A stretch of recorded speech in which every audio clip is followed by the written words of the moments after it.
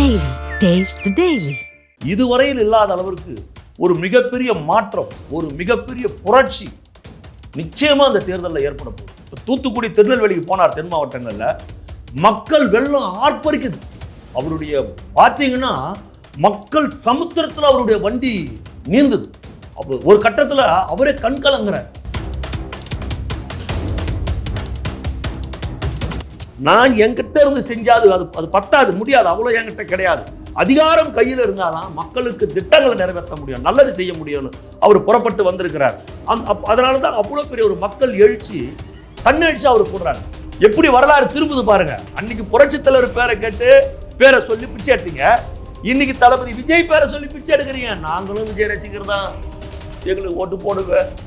நாங்களும் தான் அவர் ரசிகர் தான். அவராக இங்கே நிற்கிறார் இந்த தொகுதியில், எனக்கு ஓட்டு போடுங்க. விஜய் பேரை சொன்னா தான் ஓட்டு கிடைக்கும்ன்ற நிலைமையில் இருக்கிறீங்க. உதயநிதி வந்து பெரிய படிப்பாளி குடும்பம். ஏன்னா அவங்க அப்பா வந்து 2500 1500 5000 சொன்ன மிகப்பெரிய கணித மேதவர். தற்கூரின்னா என்ன? எழுத படிக்க தெரியாதவன் தற்கூரின்னு சொல்லுவான். ஏண்டா இப்போ தாவேக்கால இருக்கிறவங்க அத்தனை பேரும் அத்தனை பேரும் சொல்லலை, கிட்டத்தட்ட ஒரு 95% பட்டத்தலைவர் இருக்கிறாங்க. அப்புறம் வந்து இவங்களுக்கு வந்து தற்கூரி, சேப்பாக்கம், திருவள்ளிக்கணி இதெல்லாம் வந்து பேசுறதுக்கு பேசினுக்கிறாங்க சார். அவர் தான் எடப்பாடி பழனிசாமி சொல்றாருல, பால் டாயில் குடிச்ச தம்பின்னு எவ்வளவு வெளிப்படையா சொல்றாரு. ஆமா, உண்மை இல்லைன்னா எப்படி ஒரு எதிர்கட்சி தலைவர் பேசுறாரு? உண்மை இல்லைன்னா வழக்கு போடு. நான் எப்ப பால் டாயில் குடிச்சுன்னு கேளு. உங்களை மாதிரி நாங்க வந்து இங்க நிக்கல, அங்க நிக்கல, 2 தொகுதியில நிக்கல. 2 தொகுதியில எப்பேற்பட்ட தலைவன்லாம் நின்று இருக்கிறான்னு உங்களுக்கு தெரியுமா? உங்க தாத்தா எங்கெல்லாம் குஞ்சாருன்னு உங்களுக்கு தெரியுமா? தமிழ்நாட்டு மக்கள் தலைமையில தூக்கி வச்சு தளபதி விஜயை கொண்டாடுறாங்க. இந்த தமிழ்நாட்டு மக்களை தன் தலை மீது தூக்கி வைத்து தளபதி விஜய் கொண்டாடுகிறார். இதுதான் கள நிலவரம். விஜய் என்கிற ஒரு மனிதன், உங்க விஜய் நான் வர்றேன்னு சொன்ன உடனே இந்த தமிழ்நாடு அவர் பின்னாடி திரண்ட உடனே நில குழஞ்சி போச்சு திமுக. இனி நம்மளால ஒன்றும் பண்ண முடியாது. வந்தாச்சு, இன்னொரு ஆள் வந்தாச்சு. எம்ஜிஆருக்கு பிறகு, அம்மாவுக்கு பிறகு தீய சக்தி திமுகவை வீழ்த்த ஒரு மிகப்பெரிய சக்தி ஒன்று வந்துடுச்சு தமிழ்நாட்டில்.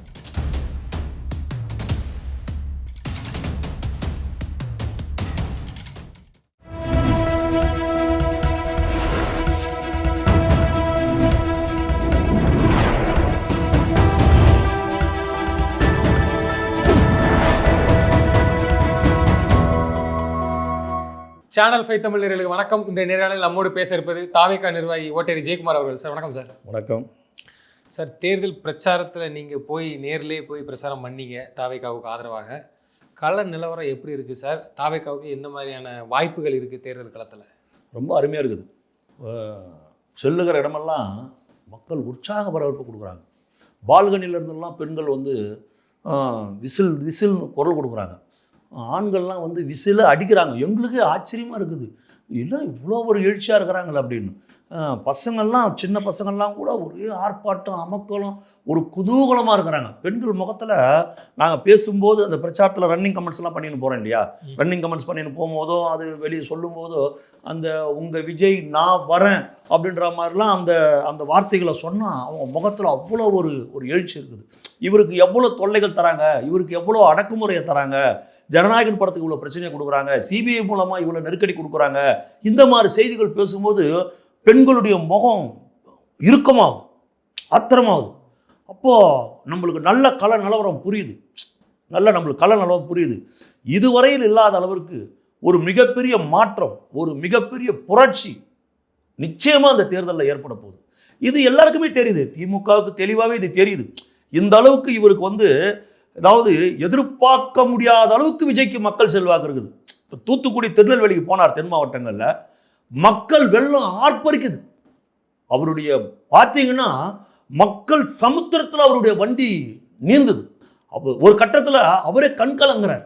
இவ்வளோ என்ன தவம் செய்து விட்டேன், இங்கே வர யான் பெறவேன்னு ஒரு வார்த்தை வரும். அது மாதிரி என்ன தவம், என்ன நான் செஞ்சேன், இவ்வளோ லட்சம் மக்கள் என்னை வந்து ஒரு இதயத்தில் வச்சு கொண்டாடுறாங்களே அப்படின்னு அவரே கண் கலங்கிட்டார்.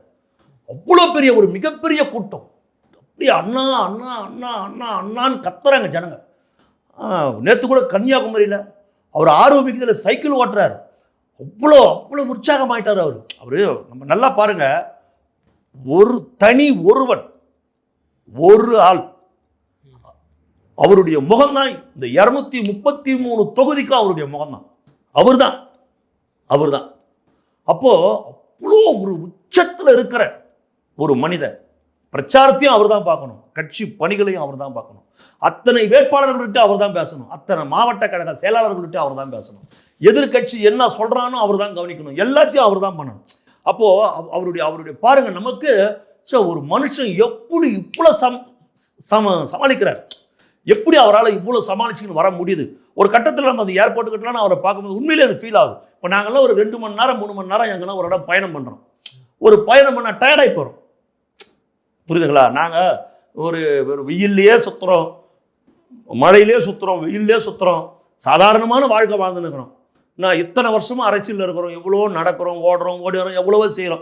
எங்களாலேயே ஒரு 2 மணி நேரம் அந்த ஜீப்பில் நின்றுக்குன்னு நான் பிரச்சாரம் பண்ணுறேன்னா, ஒரு 2 மணி நேரம் நிற்கிறேன்னா அந்த ஜீப்பை விட்டு இறங்கி வரும்போது என்னால் நடக்க முடியல, ரொம்ப கஷ்டமாக இருக்குது, கால் வலிக்குது, உடம்பு டயர்டாகி போகுது, அப்படி கொஞ்சம் படுத்தா போதும்னு இருக்குது.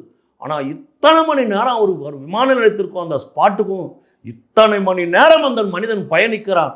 எப்பேற்பட்ட வாழ்க்கையெல்லாம் விட்டுட்டு வந்திருக்கிறார். அவருக்கு என்ன இல்லை, அவருக்கு எல்லா வளங்களும் கடவுள் கொடுத்துருக்கிறான், எல்லா செல்வங்களையும் கடவுள் கொடுத்துருக்கிறான், எல்லா சந்தோஷமும் அவர்கிட்ட இருக்குது.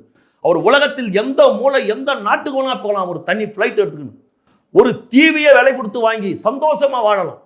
ஆனால் அது எல்லாத்தையும் விட்டுட்டு தமிழ்நாட்டு மக்களுக்கு நான் ஏதாகிலும் செய்யணும், நான் என்கிட்ட இருந்து செஞ்சாது அது பத்தாது, முடியாது, அவ்வளோ என்கிட்ட கிடையாது.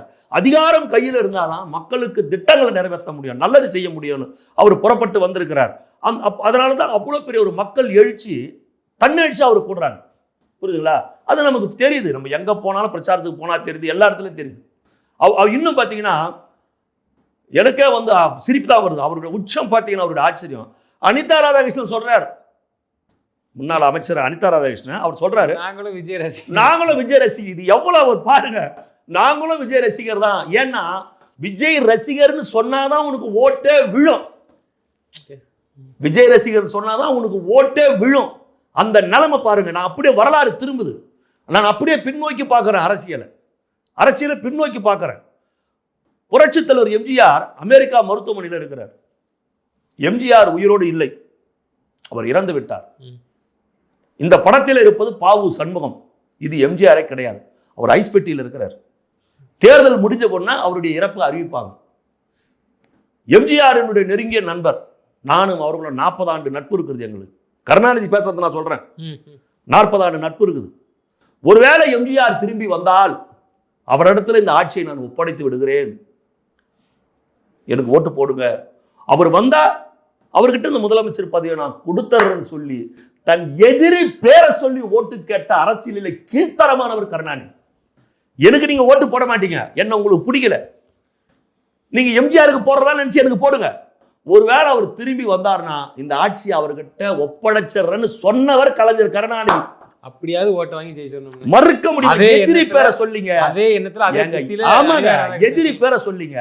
எம்ஜிஆர் உனக்கு எதிரி, புரியுதா? எனக்கு அங்கே ஓட்டு போடு, உதயசூரியன்ல ஓட்டு போடு, நான் ஜெயிச்சு முதலமைச்சர் ஆயிடுறேன். அமெரிக்கால இருந்து எம்ஜிஆர் ஒருவேளை பூரண நலம் பெற்று வந்தா இந்த ஆட்சியை நான் அவர்கிட்டயே ஒப்படைக்கிறேன்னு எதிரி பேரை சொல்லி பிச்சை எடுத்தீங்க. இன்னைக்கு விஜய் பேரை சொல்லி பிச்சை எடுக்கிறீங்க. வரலாறு எப்படி மாறுது பாருங்க, எப்படி வரலாறு திரும்புது பாருங்க. அன்னைக்கு புரட்சித் தலைவர் பேரை கேட்டு பேரை சொல்லி பிச்சை எடுத்தீங்க, இன்னைக்கு தளபதி விஜய் பேரை சொல்லி பிச்சை எடுக்கிறீங்க. நாங்களும் விஜய் ரசிகர் தான், எங்களுக்கு ஓட்டு போடுங்க, நாங்களும் தான் அவர் ரசிகர் தான். அவராக இங்கே நிற்கிறார் இந்த தொகுதியில், அவரு நிற்கல, அவர் கட்சியில் தானே யாரோ ஒருத்தர் நிற்கிறார், நானும் அவருடைய ரசிகர் தான், எனக்கு ஓட்டு போடுங்க. விஜய் பேரை சொன்னா தான் ஓட்டு கிடைக்கும்ன்ற நிலைமையில் இருக்கிறீங்க. நிச்சயமா சார். தூத்துக்குடி சொல்லும்போது நான் அதை கேட்க நினைச்சிட்டேன். அஜித் தான்ட்டு உங்கள் நிர்வாகி, தாவேக நிர்வாகியாக இருந்தாங்க, பல்வேறு பொறுப்புகள் கொடுக்க எனக்கு தரல அப்படின்னு சொல்லி ரொம்ப வருத்தத்தில் இருந்தாங்க. விஜய் அவர்கள் காரையும் மறித்து இந்த மாதிரி விஷயங்கள்லாம் நடந்தது. திமுகவில் திடீர்னு திமுக போயிருக்காங்க. அதே மாதிரி தான் எடப்பாடியில் ஒரு கேண்டிடேட் நிற்கவே இல்லை. இது என்ன பிரச்சனையாக இருக்கும்? விலைக்கு வாங்குறாங்களா வேட்பாளர்கள்? விலைக்கு தான் வாங்குறாங்க சார். அதாவது இதெல்லாம் பழைய மாடல் இருந்தது. இப்போ நீங்கள் அதை அஜித்தான்னு சொன்னீங்கல்ல, அந்த அம்மா இப்போ திமுகவில் சேர்ந்துட்டாங்க தூத்துக்குடியிலன்னு, யார் அவங்கள அனுப்பி வச்சாங்களோ, அவங்களே எடுத்துக்கிட்டாங்க. என்ன வேலை சொல்லி அவங்கள அனுப்பிச்சாங்களோ அந்த வேலை இங்கே நடக்கலை, புரியுதுங்களா? இங்கே அந்த வேலை நடக்கலை. நீ எப்படியாவது அங்கே வேட்பாளர் ஆகிடு, வேட்பாளர் ஆகிட்டு நீ எங்களுக்கு சப்போர்ட் பண்ணு, இது எப்படி உங்களுக்கு தெரியும் முன்கூட்டியே? முன்கூட்டியே தெரிஞ்சதால் தானே அந்த அம்மாவுக்கு மாவட்ட செயலாளரை கொடுக்கல. அந்த அம்மாவுடைய நடவடிக்கை முன்கூட்டியே தெரிவித்தோடு தானே மாவட்ட செயலாளரை கொடுக்கல. புரியுதுங்களா? அது கரெக்டாக அதெல்லாம் கணிப்பாங்க சார். அதெல்லாம் கணிச்சத்தோடு தான் அவங்களை மாவட்ட செயலர் கொடுக்கல. அது அவங்க எங்கேருந்து அனுப்பினாங்களோ அங்கேயே போயிட்டாங்க. அவங்க திமுகவில் தான் அனுப்புகிறாங்க, பார்த்தாங்க இங்கே ஒன்றும் நடக்கலை, அவங்க எஜமானுக்கிட்டே போய் நின்றுட்டாங்க அந்த அம்மா. அது ஒரு பெரிய விஷயம் கிடையாது. எடப்பாடி தொகுதியிலேருந்து ஒருத்தர் போனாருன்னு அவர் ஏடிஎம்ல தான் இங்கே வந்திருக்கிறாரு, இங்கே சீட்டு வாங்கியிருக்கிறாரு, அங்கே பெற வேண்டியதை பெற்றுக்கொண்டார். அப்போ அங்கேயும் ஒரு பயம் இருக்கு, நம்ம ஆமாங்க. அதனால வேற வழி.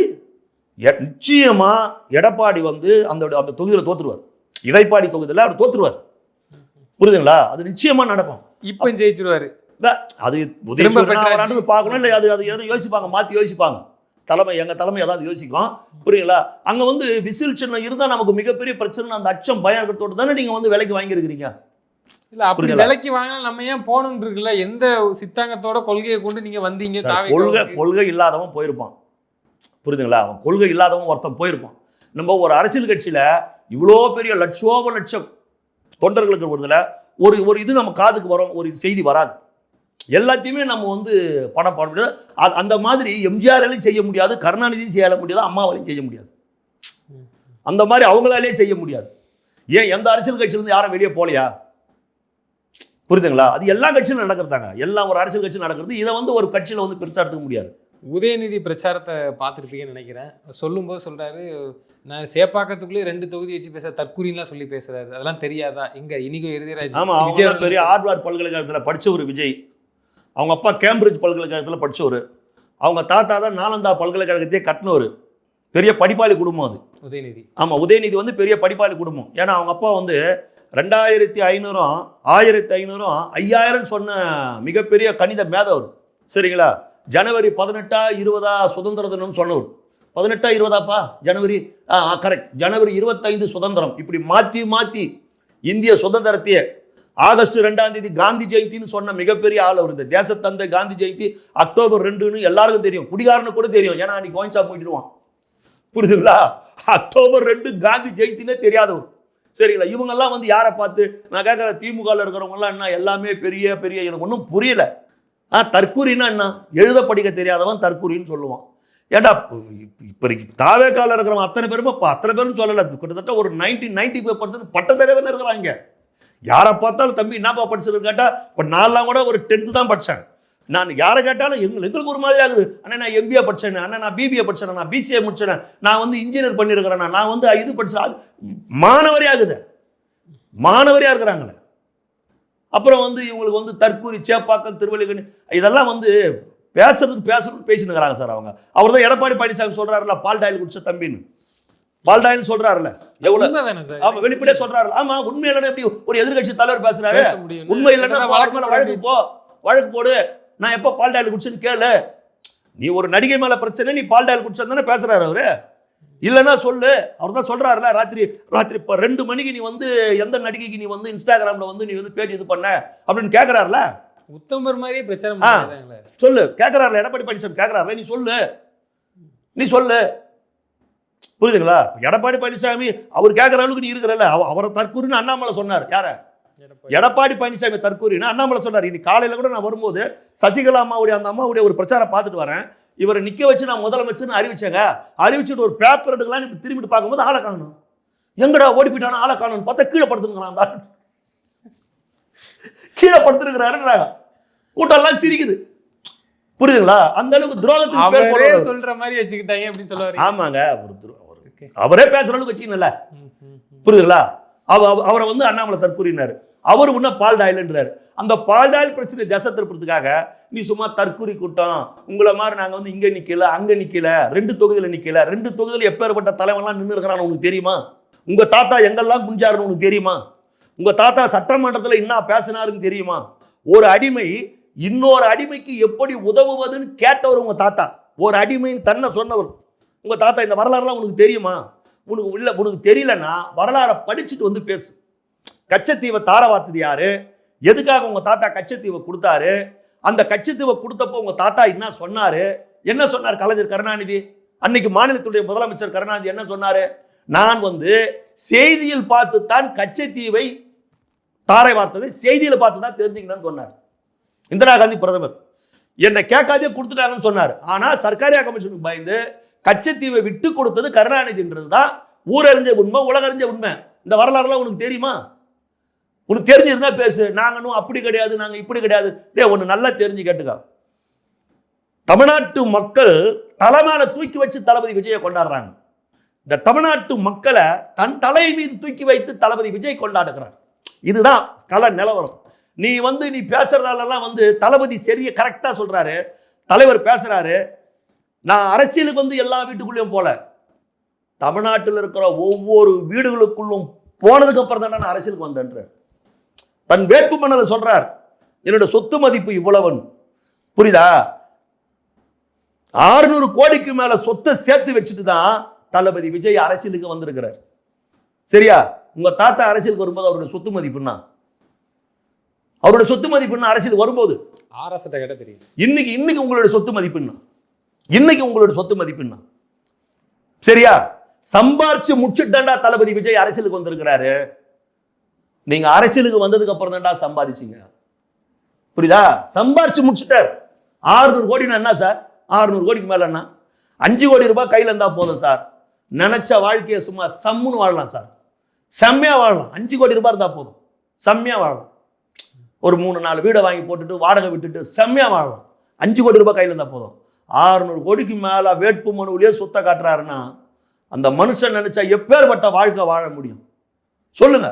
இவ்வளத்தையும் விட்டுட்டு கஷ்டப்படுறாரு இந்த மக்களுக்காக. காலம் பூரா ஏமாத்துறீங்களா பாவீங்களா? காலம் பூரா ஏமாத்துறீங்களா? யார் தான் இவங்களை மீட்கிறது?